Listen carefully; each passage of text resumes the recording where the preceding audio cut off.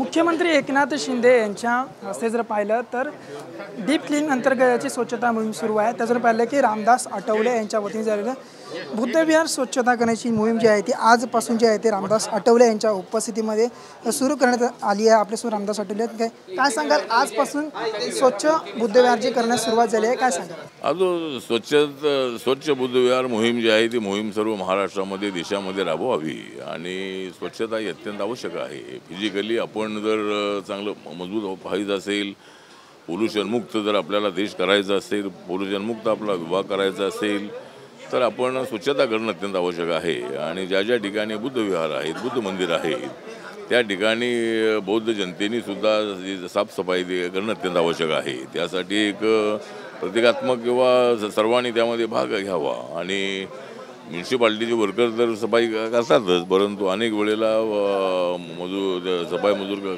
कमी असतात। अशा वेळेला ज्या ज्या ठिकाणी कचरा असेल तो कचरा मुक्त बुद्ध मंदिर जे आहे ते करणं अत्यंत आवश्यक आहे आणि ते काम आपण सर्वांनी करावं हे सर्वांना अपील करण्यासाठीच आजचा हा कार्यक्रम आम्ही ठेवलेला आहे। शास्त्रीनगरमध्ये जे बुद्धविहार आहे या ठिकाणी मी सफाई करण्यासाठी आलेलो आहे आणि ही मोहीम सर्व महाराष्ट्रभर देशभर आम्ही राबवणार आहोत। दुसरं पाहिलं की 22 तारखेला अयोध्येला तुम्ही जाणार आहात का? अयोध्येला तुम्ही जाणार आहात का? अयोध्येचं निमंत्रण आलं आहे, तुम्ही जाणार आहात? निमंत्रण मला आलेलं आहे आणि अयोध्येचं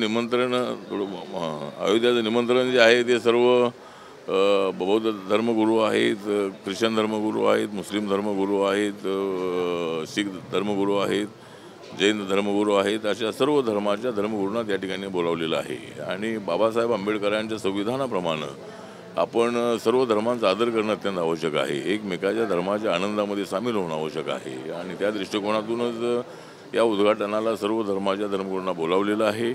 आणि याला राजनीतीचा जो काही कलर देण्याचा प्रयत्न होतो आहे तो बरोबर नाही आणि हा कार्यक्रम BJPचा नाही, RSSचा नाही, हा कार्यक्रम आहे राम मंदिराचं उद्घाटन करण्याचा कार्यक्रम आहे आणि त्याला सर्वांनी जायला हवं असं माझं मत आहे। पाहिलं की भाजपकडे कुठलेही मुद्दे उरले नाही, बेरोजगारीचे असे कुठलेही मुद्दे उरलेले नाही। 2024 मध्ये त्यांचा रामराम सत्य होणार असं संजय राऊत म्हणाले। संजय राऊत जे म्हणतात त्यामध्ये काही अर्थ नाही आहे। संजय राऊत जे म्हणतात त्यापेक्षा वेगळं होतं आणि 2024 मध्ये संजय राऊत यांना जो जबरदस्त फटका आहे तो फटका शिवसेनेला आणि या महाविकास आघाडीला महाराष्ट्रात बसणार आहे। त्यामुळं मला असं वाटतं की संजय राऊतच्या ज्या बयानबाजीमध्ये बिलकुल अर्थ नाही। कॅमेरामॅन योगेश गुरुसह अविनाश माने, TV9 मराठी, मुंबई।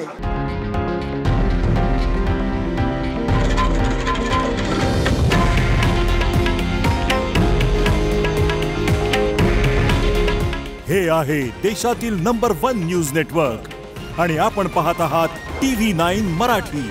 काळजी तुमची, हित महाराष्ट्राचं।